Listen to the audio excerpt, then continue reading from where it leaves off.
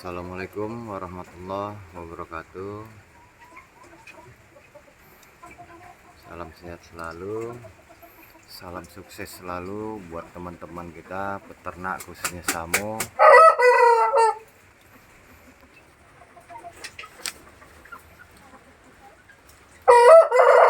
Di video kali ini saya akan membahas tentang faktor ayam kanibal dan cara mengatasinya. Itu faktor utamanya yaitu biasanya di usia rata-rata di bawah umur 3 bulan. Tapi bukan berarti untuk jantanan atau pacean juga bisa jadi dia menjadi kanibal juga. Ciri-ciri nampaknya dia kanibal itu bulu teman-temannya itu habis dipatoin dengan teman-temannya, ya kan? Botak dia, biasa bulu punggung itu botak. Setelah botak itu nanti dia kadang mau itu sampai berdarah, terkelupas kulitnya, dan itu dimangsa juga sama teman-temannya sampai bisa jadi yang lebih parahnya lagi sampai mati nanti. Luka-lukanya karena luka-luka. Nah, jadi faktor utamanya itu biasanya sepengetahuan saya itu diusahakan jangan telat makan untuk ayam kita, baik itu dari anakan maupun indukan, pacikan, diusahakan jangan telat makan. Itu biasanya itu paruh ayam gatal itu, ya gatal.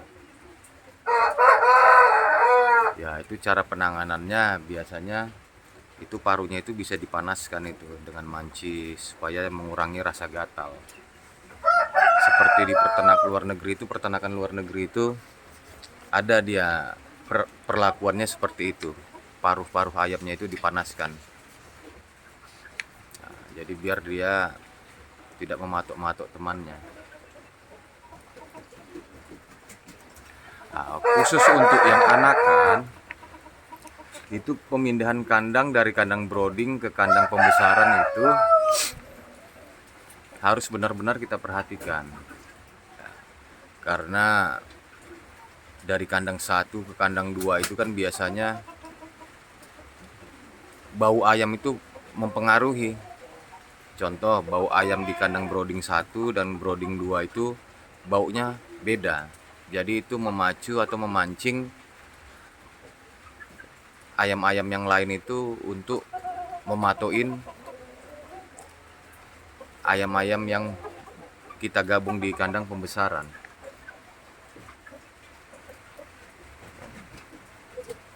Penggabungan di kandang koloni itu harusnya benar-benar kita perhatikan, apalagi dari satu kandang dengan kandang yang lain kita satukan untuk dijadikan kandang pembesaran.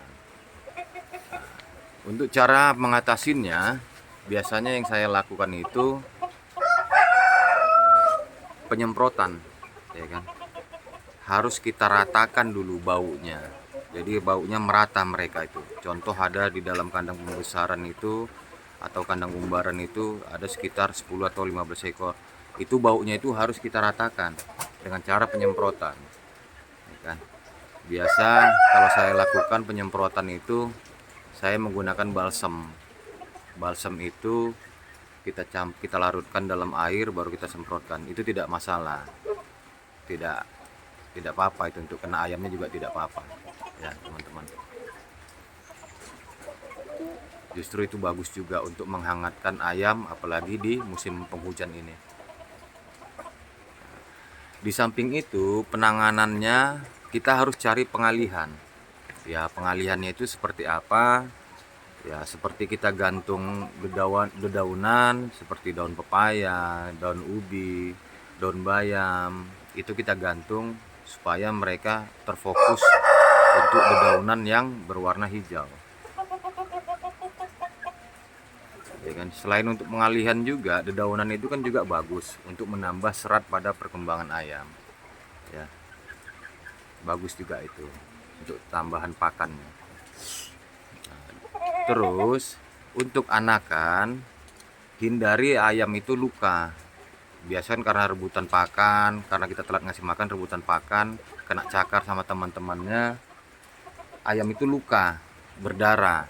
Nah, itulah salah satu juga faktor menyebabkan ayam itu jadi kanibal. Karena darah itu bagi mereka mungkin manis atau asin gitu kan, jadi memicu untuk mengkanibal temannya yang terluka itu tadi. Nah, jadi kalau ada ayam yang luka, cepat-cepat dipisah ke kandang yang lainnya supaya aman, karena itu memancing juga. Contoh sampai mati baru ketahuan dengan kita ambil, berikutnya nanti dia mau juga menganibal teman-temannya yang lain. Selain itu, perlakuannya harus sering-sering juga menjemur anak ayam. Bukan anak ayam aja sebenarnya yang harus kita jemur ya, indukan atau pacikan. Di video saya berikut yang sebelumnya juga udah ada itu, proses penjemuran itu fungsinya untuk apa-apa aja sudah ada, ya kan. Kita lakukan penjemuran langsung dikena sinar matahari ya. Usahakan kalau umur di bawah 3 bulan harus kasih alas agar ayam-ayam tidak makan sembarangan untuk menghindari pertumbuhan lambat.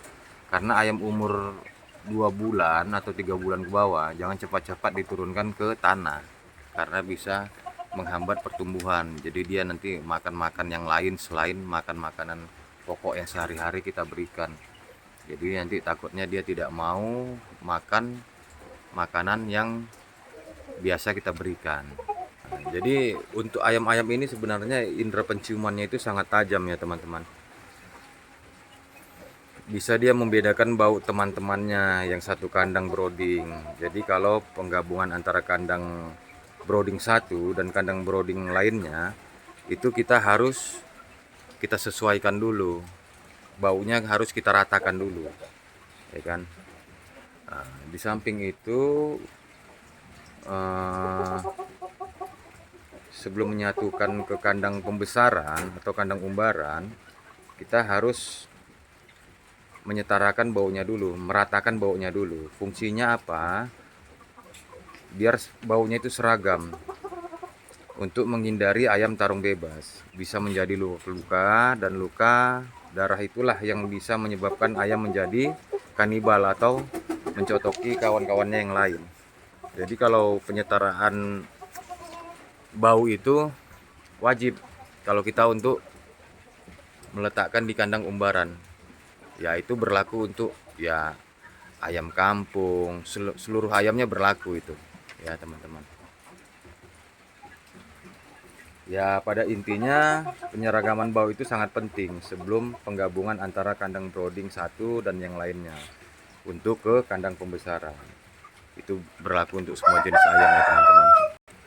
Nah, jadi buat teman-teman ya jangan gegabah kalau untuk penggabungan antara kandang 1 dan kandang 2 untuk proses kandang umbaran atau pembesaran. Ya jangan gegabah, harus benar-benar paham, harus benar-benar diperhatikan mana ayam-ayam yang sudah luka, ada luka-luka, ya dipisahin aja supaya nanti ayam-ayam yang lain tidak terbiasa untuk mengkanibal kawan-kawannya. Karena kalau anak ayam khususnya, kalau udah pernah mengkanibal teman-temannya, itu bakalan berlanjut itu. Ya faktor paruhnya tadi itu. Paruhnya itu gatal itu. Paruh ayam itu gatal. Jadi dia menyotok-nyotok ya bulunya, kaki ayam temannya, kaki temannya sampai berdarah, dan itu jadi mangsaan bagi teman-teman ayam yang lainnya. Nah, jangan lupa juga teman-teman, khususnya ayam samo kalau udah di umur 3 bulan kita letak di kandang umbaran, jangan lupa tetap kita kasih penambahan kalsium biar kaki-kaki otot-ototnya kuat. Nah, di toko-toko pakan juga banyak itu yang jual-jual kalsium, tapi saya tidak menggunakan itu Saya kalsium itu menggunakan yang alami, menggunakan ini saya, ya kan, cangkang sotong. Nah, ini kita kerok, ini cangkang sotongnya kita kerok, kita campur dengan pakannya. Nah, nanti dimakannya. Nah, itu sangat bermanfaat untuk kekuatan otot-otot kaki dan tulangannya. Nah, ini bagus ini. Ini saya selalu stok ini. Lebih bagus dari, kalau menurut saya ya, yang pernah saya lakukan ya, dari kalsium pabrikan. Ya, ini alami. Walaupun tidak diolah pabrikan, kita olah sendiri, manfaatnya sangat luar biasa. Mungkin sampai di sini dulu video saya. Salam kompak selalu, sehat selalu, salam Medan Breeder, Medan Samo Breeder. Wabillahi taufik wal hidayah. Wassalamualaikum warahmatullahi wabarakatuh.